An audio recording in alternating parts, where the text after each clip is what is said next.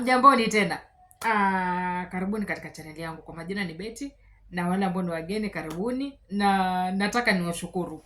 Ni kitambo, lakini kama kawaida yangu niko busy but nitawapatia, sitaki kusema nitapotea sana ama nitakuwa tuko pamoja.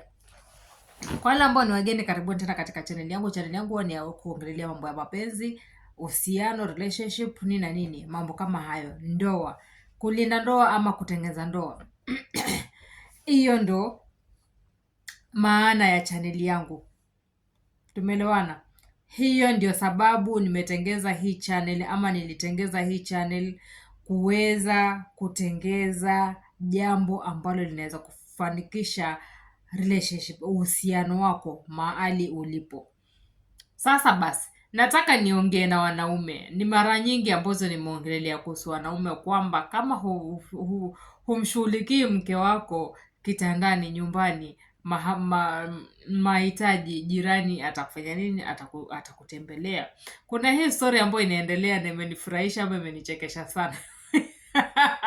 Hizo video nimeziangalia video 400. Huyu mwanamume mmoja ametembelea mabibi paka ya mapresident. Nafikiri story kila mtu ameshaiona na ama kila mtu ameshaisikia, lakini kudhihirisha kwamba mimi nikiangalia hii story, huyu mwanamume anaweza kuwa pengine hana makosa, kwa sababu hawa wanawake pia walikuwa wanafurahia kufanya lile tendo. Kwa sababu gani walikuwa wanafurahia hili kufanya ile tendo? Huyu mwanamume aliwa approach ama aliwakaribia ama aliwakaribisha katika nafsi yake. Huyu mwanamume it's not like hana bibi. Huyu mwanamume ako na bibi na watoto, na hawa wengine waliokuwa wanatembelewa, huyu ni CID venye inavyosemekana. Inasemekana ni CID. So kulikuwa kuna vile ambavyo walikuwa kuna kitu ambacho ilifanyikana. Siwezi kueleza the full story, lakini kuna kitu kilikuwa kinaendelea, but ikakuwa ni mmoja wao wa kuchunguzwa. So watu walienda ofisini, CID wenzako walienda ofisini kuanza kuchunguza, kumaliza hawakuona ushahidi pale, wakabidi waende kwa nyumba. Kule kwenda kwa nyumba hawakuona ushahidi, lakini wakaingia kwa laptop na wakaanza kuingia kwa simu. Sasa kuingia katika hizi internet, sasa kwa haya maneno haya ndo wakashtukizia kwamba huyu jamaa ni konku bwana. Huyu jamaa amewachapa wanawake. Huyu jamaa amewachapa wanawake na rungu lake yeye mwenyewe. The reason why mimi nataka kusema hivi kwa wanaume, ama nataka kusema hivi kwa wale ambao ni wanandoa. Wewe uko pale, umeoa, achana na mambo relationship, girlfriend na boyfriend, that doesn't matter sana vile. Hiyo ni kwa mfano, kwa sababu kwa mfano mko kwenye ile relationship, yule mwanamke au mwanaume bado anahangaika kitaka ule ubavu wake wa kamili. Hatukatai mwanaume anaweza kuachana na mwanamke au mwanamke akaachana na mwanamke, kwa sababu kuna zile njia fulani pengine hazikukufurahisha kwa huyo mwanamke, and it's okay for you to move on, ama it's okay kwa huyo mwanamke pia kukutembeza kiatu. Tumeelewana? So ikasemekana kwamba, sorry nimehold kiasi, ikasemekana kwamba huyu mwanaume ametembea na wanawake,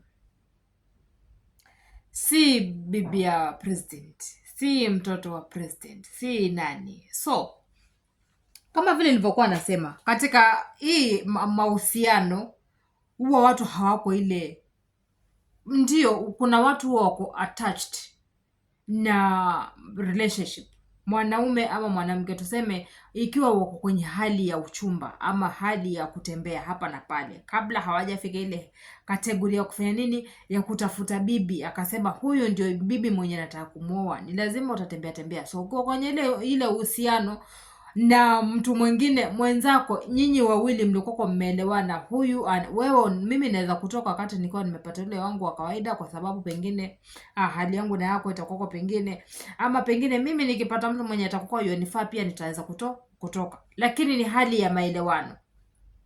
Unaona?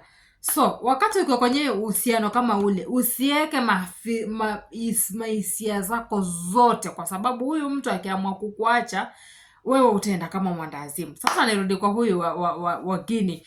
Bini ametombesha wanawake 400, na hizo ni 400 zenye ambazo tumeona tu peke yake. Kuna zile ambazo pengine zile zingine ambazo hatukuziona, hizo zimewekwa, pengine zilikuwa hazikuwa recorded. Tumeelewana. Sasa huyu mwanaume, mimi nikiangalia hizo picha venye ambazo zilikuwa zinaenda, ama hizi video venye zilikuwa zinaenda, hawa wanawake walikuwa wamenyimwa attention na mabwana zao. So ikiwa wamenyimwa attention na bwana zao, kukuwa na pesa kwa mwanaume si kumaanisha kwamba huyo mwanamke yuko na furaha mahali alipo. Mwanamke unaweza kuwa uko na pesa zako, mamilioni yako yote, lakini kama haumpatii attention, huyo mwanamke atakuwa na tamaa ya kutoka. Mwanamke ni mwanamke, kama vile wewe mwanaume ni mwanaume. Unaweza kuwa na bibi yako hakufurahishi chumbani, ama pengine anakunyima, unaenda kwa jirani, ama umeenda nje. Mwanamke the same way. Ukiona wewe humpatii chenye ambacho anahitaji, ama pengine unamnyima ule kwa sababu mwanamke, kuna miaka ikifika pale mwanamke huwa anakuwa moto kabisa. Sasa wakati huo ndio ni wakati kutombwa vizuri. Alafu sasa unamnyima wewe, unamuonyesha kwamba yeye si kama mtu katika maisha yako. Yaani unamuonyesha kwamba yani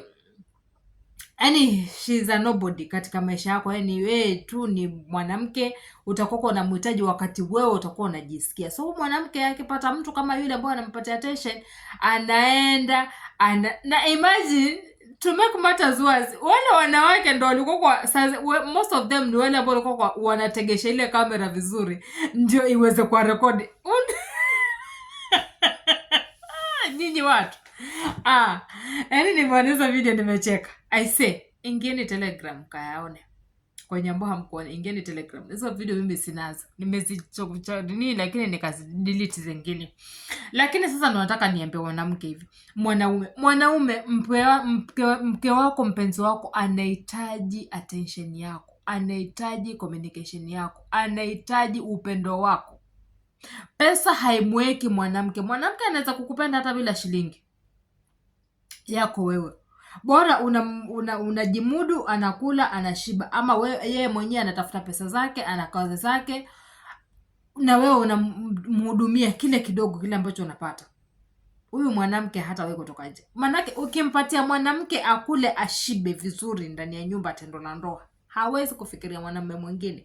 The same way, mwanamume akiwa amefurahia ndani ya nyumba, hata fikiria kwenda kufanya nini, kutafuta mwanamke mwingine nje. Not unless nyinyi wawili mnanyimana. Huyu anamnyima mwenzake, huyu anamnyima mwenzake, yani kwa sababu zenu wenyewe ambazo mnazielewa.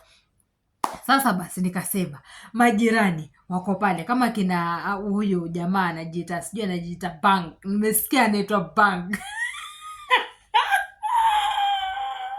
Nimeinua mikono juu. Nikasema huyu mwanaume. Huyu mwanaume ni moto bwana.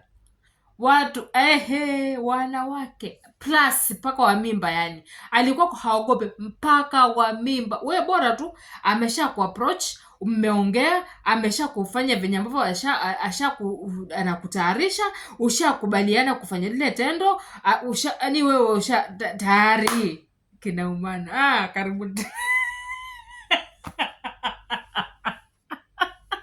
Lakini jamaa ni moto. Huyo jamaa amenifurahisha. Huyo anafikiri ashaingia kwa klasi yangu akasoma vizuri. Anyway, sasa basi nikawa naongea na nataka niweke sura ya serious kiasi. Wanaume, tengeza mke wako, treat mpenzi wako vizuri kiasi cha kwamba hata tamani kule nje. Mweke mpenzi wako mahali ya kwamba bibi yako mahali ya kwamba unampatia tendo la ndoa, unampatia matumizi, unampatia attention, unampigia simu wakati wowote ule, kwa sababu mwanamke pia anapenda kule kudekezwa kama vile wewe mwenye the same but lakini mwanamke huwa ni sana, kwa sababu wanawake wengi huwa wanajikuta kambe walikuwa neglected kitambo. Sasa akifikiria ile uhusiano wake wa kitambo alikuwa ameachiliwa, and then amekupata wewe leo, alafu unakuja tu unafika wakati kwamba wewe unatosheka, unaona kule nje ndo ni muhimu, unamsahau. Huyu mwanamke anakuwa kompweke, na akikuwa ni mpweke of course ataenda kutembelea nje. Wengine si rahisi kwenda nje, Lakini sasa akiona amelemewa ni lazima ataenda, kwa sababu hata akikuitisha hautampatia. Karibuni tena katika chaneli yangu, nawapenda sana. Lakini tunzeni mabibi zenu, mtunze mabibi zenu chaza kwamba asitamani wala asifikirie kwenda kwa jirani, na akishafikiria kwenda kwa jirani